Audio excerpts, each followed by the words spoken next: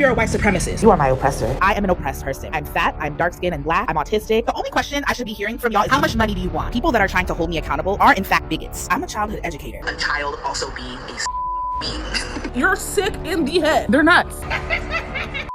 I think I may have stumbled upon the most exaggerated performance of victimhood I have ever seen on TikTok, and that says a lot. The creator in question goes by Oracle, and they've managed to spark quite a storm, not just because of their bizarre commentary, which we'll unpack later, but they've also seemed to perfect the art of professional victimhood, framing themselves as endlessly persecuted while doubling down on the very behavior that invites this criticism, that they claim is also an attack. And the best way to introduce you to the Oracle is by showing you the clip that many on TikTok are reacting to. So the Oracle is disabled, trans, it says abolish the United States, corn performer. Lovely, let's begin. If you are lighter than me, you are colorist. You are my oppressor, and you owe me reparations. If you are thinner than me, you are fatphobic. You are my oppressor, and you owe me reparations. If you have more money, more material resources than me, then you are classist, and you owe me reparations. I'm also not sure what's going on with the gender situation here, so I will refer to this person as the Oracle. I was gonna say let's play the game where every time Oracle declares themselves a victim, I'll take a shot, but I don't really drink, so instead, I'll just pet Aloise every time. She deserves it because she's my emotional support animal for getting through these TikToks today, so let's keep going. If you are American, then you are my imperialist. You are my oppressor, and you owe me reparations. If you are from the West, if you are of European descent, then you are racist. You are my oppressor, and you owe me reparations. If you are able-bodied, then you are ableist. You are my oppressor, and you owe me reparations. If you do not live with a chronic illness, then you participate in healthism. You are my oppressor. Healthism. If you are cisgender, then you participate in upholding patriarchy. You are my oppressor, and you owe me reparations. Simply not being trans means you are upholding the patriarchy. Right. If you are heterosexual, then you also participate in patriarchy. You are my oppressor, and you owe me reparations. If you have a looser hair texture than me, then you are texturist. You are my oppressor, and you owe me reparations. I'm what? I'm texturous? I do not need your pity, I do not need your sympathy, and I do not need your guilt. I need you to acknowledge the position of power that you hold and use it to change the power dynamics in the relationship you have with me. You owe me reparations. Wait, what if we don't want a relationship with you at all? What if we don't want to know you? We still owe you reparations? Victim! That's so sad. For what? If someone's hair is straighter than yours? So basically existing in any way that isn't the Oracle. The Oracle's exact identity makes you an oppressor. If you're thinner, healthier, lighter, American, European, cisgender, congrats. You're now a colonizer bigot. What's funny is that their framework doesn't leave anyone out because they collect every identity category until you can call the entire planet your oppressor. We all owe them reparations for literally existing in a body or circumstance that they don't have. Here are some allegations from other TikTokers. Toy Oracle blocking me and then expecting me to forget about him as if he didn't say that public in front of children is normal and fine. He also said it was totally fine to be obsessed with children because he works with them. Ooh. Will assume that because I didn't have friends and because I was isolated, I must have done something to deserve it. When in reality, the reason I was isolated and alone is because I am an oppressed person. I'm fat, I'm dark-skinned and black, I'm autistic, I'm a trans man, and for all of these reasons, I have been isolated from so many community spaces. See, it's not because of the things you're saying, it's because you're oppressed. I'm autistic. I'm fat. I'm dark-skinned. The reason you don't have community is because you're annoying. I'm also autistic. You can be all those things and still be likable and have community. I know people who are fat and autistic and honestly a little bit off-putting who have the most friends, actually. But when you're, like, mean and annoying, people don't like that. Exactly. It's not their identity that's pushing people away. It's the way they carry themselves. Rude, entitled, and permanently locked into a victim mindset. If every single interaction ends with you declaring someone your oppressor and that they need to pay you for no reason while you sit on your and demand money on TikTok, then of course you're going to end up alone. That's not oppression, that's just people being exhausted from your attitude. That Oracle person is really frustrating for them to sit up here and blatantly say, I am sitting in my bed and I want y'all to donate to me. Do I do anything to help the communities that I am literally a part of? No, because I don't want to feed into it's just an endless cycle of I don't want to because this, I don't want to because that. At what point are you gonna get the up and do something? I seen that hiking video. You like to be out in nature. How about you go clean up some trash? How about you do that? You can do that pretty easily. And you can still be out in nature, still be helping the community, and still be helping you and your body. Exactly. Hey, I'm Oracle, or Sounds from Guinea. What we should be doing is being proactive and encouraging porn content creators to make their porn content more accessible to young people. What? Because apparently things weren't disturbing enough? There are actual laws in place that restrict minors from accessing pornography for a reason, because it harms their development, it distorts their sense of intimacy, and it can leave long-lasting psychological effects. So, the fact that Oracle here is trying to spin this into some kind of social justice issue is not only irresponsible, it is dangerous and disgusting. A homeless person that is pleasing themselves, and you immediately think, oh my god, like, they're being predatory towards me, I need to call the police. Like, that is a direct result of believing that people's sexuality is for you. It gets darker, disturbing every time this person speaks, because now they're claiming that if a homeless person is touching themselves in public, the real issue is that everyone else is not appreciating that. Public indecency laws also exist for a reason, by the way. Nobody, whether they're homeless or not, has the right to expose themselves in front of strangers, especially children. These are the issues you are so concerned with. In 2020, I quit my teaching job because I wrote a letter, an open letter to the school community, to parents, teachers, and administrators, stating that returning to school in the fall during a pandemic would be an act of genocide. An act of genocide. And I quit August 13th, 2020. Me losing my job and me being verbally abused at my job was an act of eugenics. Eugenics!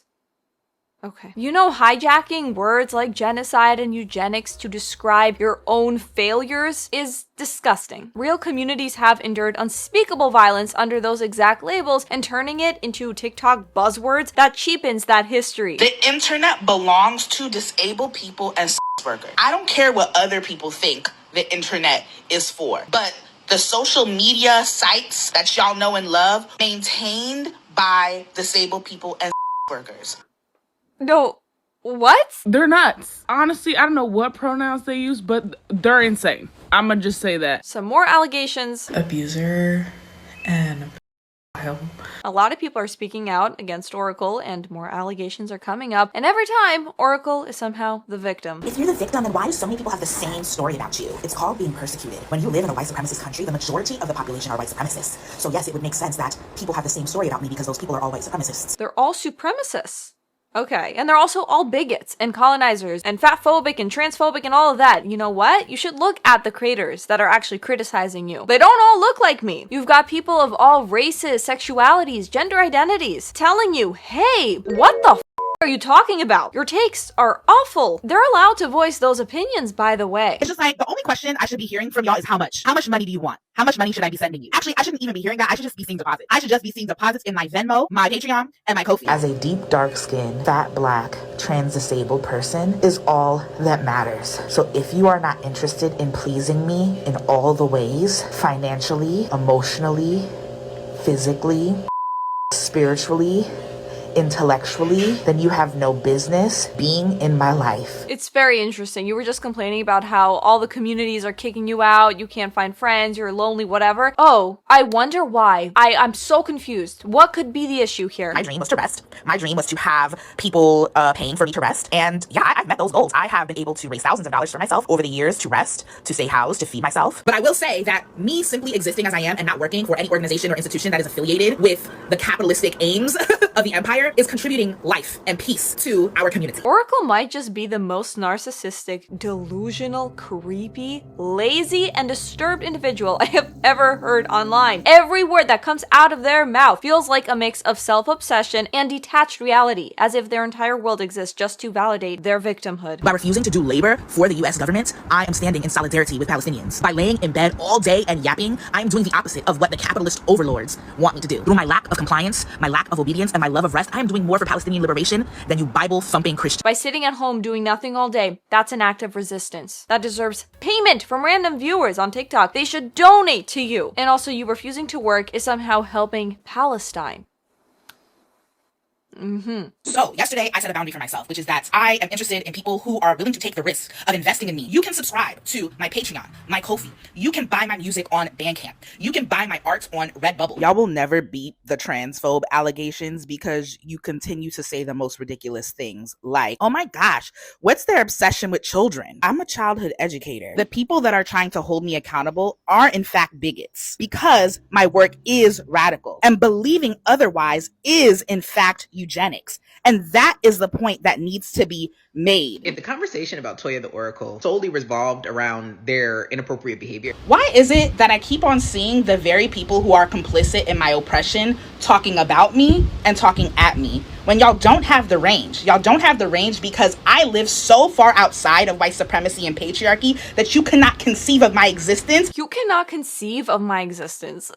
Except for categorizing me as some evil, bad, deplorable thing. And of course, Oracle's favorite trick. If you disagree with them on anything, you are automatically an oppressor, a bigot, and somehow tied to eugenics. It's the ultimate conversation stopper. No debate, no nuance, just instant villainization. And the problem with that kind of thinking is that it turns every critic into an enemy, every question into violence. It's intellectual laziness because real activism requires dialogue and strategy. Oracle's version just requires buzzwords and playing victim. Here are the black creators that are making videos on the Oracle. I guess they're also white supremacists. Americans are the terrorists that they imagine black and brown people from the global south to be. America and its bootlickers are the predators, the racists, the missionaries, the misogynists, the homophobes, the transphobes, the ableists, the xenophobes. Something I really love about myself and really love about being a multi-marginalized person is that I am polarizing. It's either you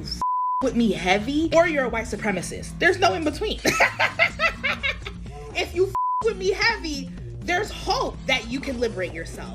Indecent exposure, that's illegal. That's illegal. And slavery was legal. I've said this many, many times across all my platforms. Legality does not mean to me. The Oracle tries to dismiss indecent exposure laws by saying, well, slavery used to be legal, so legality means nothing. Right, but the existence of bad laws in history doesn't mean all laws are invalid now. It means we have to discern between laws that actually protect people and laws that harm them. Indecent exposure laws exist to protect the public, especially children, from harassment. So equating that to slavery isn't just stupid, it's actually offensive. What are you on? All I'm saying is people best be prepared to see my fat butt naked on the street because stores are deciding not to serve fat people. I want people to really ask themselves, what disturbs your spirit so much about the idea of a child also being a being? What disturbs your spirit so much about the idea of a child watching a consensual act? What meaning are you attaching to that act? I've had enough. This person already blocked me because I already made like 2 videos on them because they're disturbing. This is by far the worst take that they have. By far. No, we should not be thinking of children as beings. I'm sorry. Is that a wild take? I don't think that's a wild take. Are we okay here? Maybe people don't like you and you're being run off the internet because you're disturbing. And no, it's not because you're queer. It's not because you're fat. It's not because you're black. It's because you're sick in the head. You're sick in the head. Absolutely. Children are not props for your ideology and they're not there to validate your identity. And they are absolutely not to be sexualized. This person always doubles down and tries to deflect and play it off with, oh, you disagree with me? You must hate me because I'm fat, because I'm black. No, that has nothing to do with it. People don't disagree with you because of your identity. They disagree because what you're saying is absolutely disgusting. It has nothing to do with your race or body size or gender. No one gives a shit about that actually. What's coming out of your mouth is the problem. So, Oracle, have you ever thought for a moment perhaps you are not the victim you claim to be online, not some oppressed TikTok prophet? Actually, you sound like someone who desperately needs to take accountability. Probably should step away from the camera for a while, seek help, and confront the reality that your ideas aren't genius, they're actually harmful. Because the truth is, real victims exist and real oppression exists. And by turning everything into this sick performance for clout and money, you mock the very people you claim to speak for. And that's all for today's video, guys. You let me know what you think about the Oracle in the comments below. Also, remember to like, share, subscribe, and hit the notification bell so you can see more videos like this. And I'll see you in the next one. Bye.